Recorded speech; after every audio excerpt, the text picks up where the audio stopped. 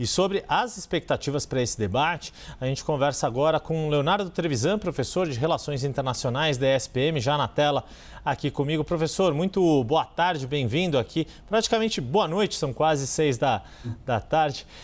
Mas obrigado por poder nos atender aqui neste domingo, professor. E vou pegar o gancho que a gente viu um pouquinho antes desta reportagem. O próprio Donald Trump, ao falar para conservadores, cristãos conservadores, modulando um pouco o discurso sobre o aborto, e isso num contexto que está prestes a completar 2 anos daquela decisão da Suprema Corte que revisou o famoso caso Roe versus Wade e que também a apuração da CNN americana, a campanha de Joe Biden tem traçado estratégias para reviver, para manter vivo este debate sobre a questão do aborto. O quanto este, na sua avaliação, deve ser um dos assuntos que a gente deve ver mais aquecidos, não só no debate desta quinta-feira, mas ao longo de toda a campanha eleitoral americana. Mais uma vez, bem-vindo aqui ao Agora CNN, professor. Boa noite, Yuri, né? Já é boa noite a todos que nos escutam, né?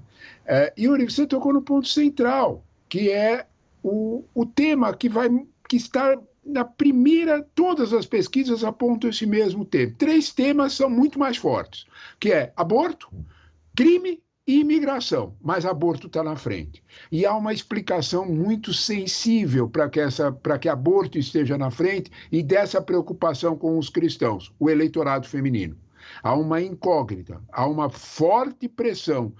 Vocês mostraram aí as equipes de marketing dos 2 candidatos, mas principalmente para convencer as mulheres, principalmente as mulheres mais jovens, a irem votar. É esta a preocupação de Trump. Trump está pretendendo, de alguma forma, se vacinar, se precaver contra esse apoio das mulheres mais jovens com um apelo para o eleitorado evangélico, para o eleitorado cristão. Nesse movimento de Trump, ele é muito claro e repete isso todas as vezes. Os cristãos, os evangélicos, não estão saindo de casa o suficiente para apoiar a nossa campanha. Qual é o recado? Vocês, no dia 5 de novembro, precisam sair de casa. É essa a ideia. E, a partir daí, ele está condicionando toda a sua campanha por uma posição mais conservadora, construída principalmente em torno do aborto. Em torno do aborto, mas não só. Ele tem 3 posições que chamam muita atenção, e isso é importante nós discutirmos quando ele fala com o eleitorado evangélico. Governo mais forte, isso é fundamental. Ele propõe isto, exatamente o que você disse, por exemplo, do Departamento de Educação ser encerrado porque pode eventualmente ter mensagens que não sejam as que o eleitorado cristão exige. Segundo, que é bem importante, demissão de funcionários de carreira. Ele pretende mudar a legislação, ele promete isso aos evangélicos, que é um grande freio, principalmente para posições do aborto e todas as outras. E a terceira, que é a mais sensível, que é uma abordagem religiosa de políticas públicas. Aí mora o perigo.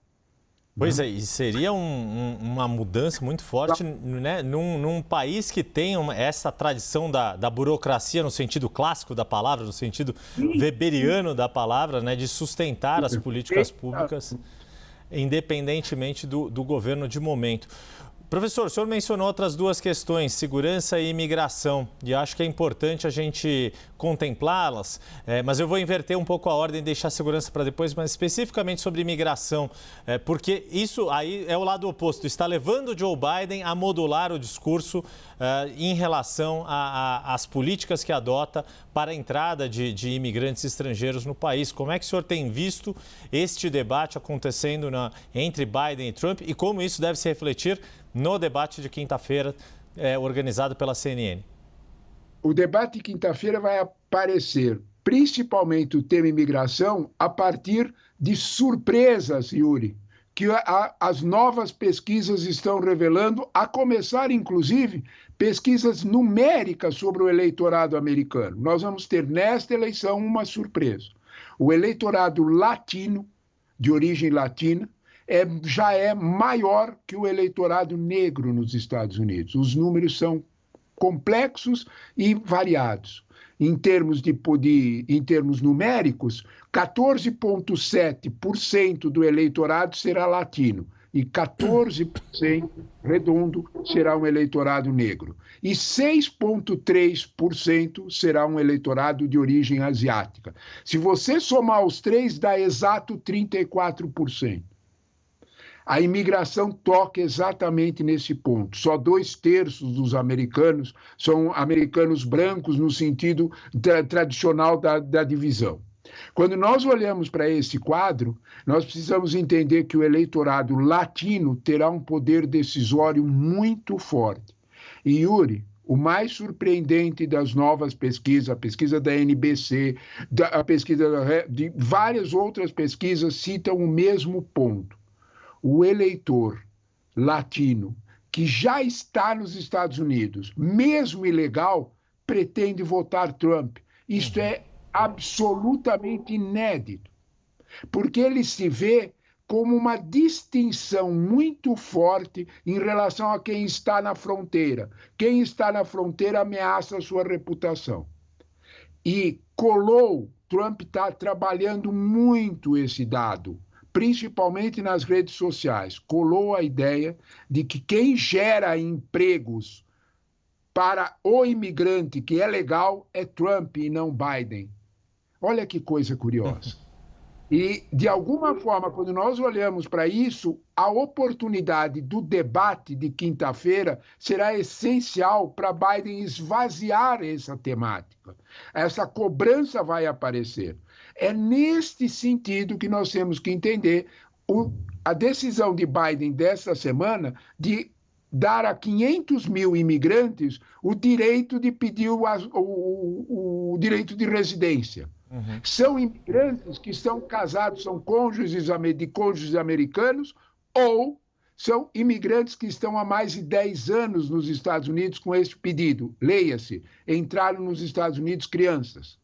É disso que Biden está tentando, enfrentar esta posição que está se solidificando, principalmente pelos números, dos latinos que cresceram muito e que vão ter peso decisivo, principalmente porque a eleição, como todos sabem, será decidida por votos, por um número muito pequeno de votos. Exato, e por quem conseguir mobilizar mais os eleitores, lembrando sempre que nos Estados Unidos a eleição é facultativa, então é importante não só conquistar o apoio político, mas convencer as pessoas a saírem de casa no dia 5 de novembro. E agora a questão da segurança, professor, como que o senhor imagina que esse tema deve ser tratado por Trump e Biden no debate e por que este tema da segurança se tornou um dos três mais destacados ali na opinião pública americana? A primeira situação que nós temos é porque Biden, de alguma forma, fez algumas promessas em relação à segurança que ele não pôde cumprir. Não é? Qual é a primeira dessas promessas? A reforma das polícias. Nós temos que lembrar que em 2020, no processo de 2020, nós tínhamos o movimento Black Lives Matter, que era fundamental por causa de George Floyd, do assassinato, não há outra palavra. E havia toda uma proposta de reeducação das aproximações policiais. Isso não aconteceu porque Biden percebeu que isso enfrentaria uma resistência brutal, né, nos estados onde ele mais teria problemas. É esta situação que Trump promove, exatamente por isso. Trump promove uma pressão muito forte de que o crime está desenfreado nos Estados Unidos. Vamos pegar um exemplo concreto que para nós aqui é fácil de relacionar. Nova York. Nova York, o crime, em relação ao ano passado, caiu 16%. Em relação a 2020, quando Biden entrou, é uma queda de 21%. Pouco importam os números. É esse o ponto que vocês estavam falando há minutos sobre o cuidado da nossa legislação do Tribunal Superior Eleitoral sobre fake news, né? Há uma pressão enorme nas redes sociais trumpistas de que o crime está absolutamente desenfreado, o que não é realidade. Mas você tem que juntar com essas duas situações. A reforma da polícia que não foi feita e, principalmente, de alguma forma, o medo que cola no imigrante. Aí nós juntamos os dois temas, Yuri. Uhum. Há uma associação de que o imigrante comete crimes. Ao contrário, o imigrante tem medo, ele é mais contido. Todas as pesquisas dão o mesmo número. 60% de menor a possibilidade dele ser preso, porque ele é mais cauteloso, ele se expõe menos. Não importa, mas essa pecha fica para o imigrante e ajuda Trump nos dois apoios que tem. Mais uma vez, o debate vai ser importante. A Biden é muito hábil no debate, nós temos que lembrar disso. O debate de 2020 foram debates em que Biden ganhou exatamente porque fala com o americano médio. Ele conversa com ele, ele tem 50 anos de experiência, 40 anos de experiência no Congresso. Ele consegue exatamente falar com esse americano médio. Talvez ele consiga novamente nesse debate. Toda a preocupação da equipe de marketing de Trump é que conter Trump exatamente para falar com aquele americano que não sairá de casa. São 15%. É com esses que vão decidir a eleição.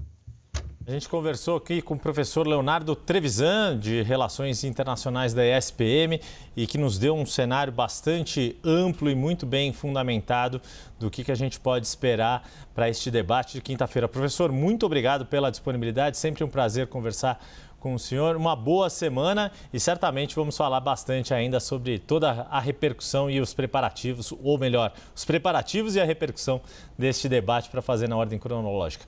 Um abraço, um bom fim de domingo, uma boa semana. Eu é que agradeço o convite de vocês e as perguntas interessantes. Um bom fim de semana a todos. Obrigado mais uma vez ao professor Leonardo Trevisan.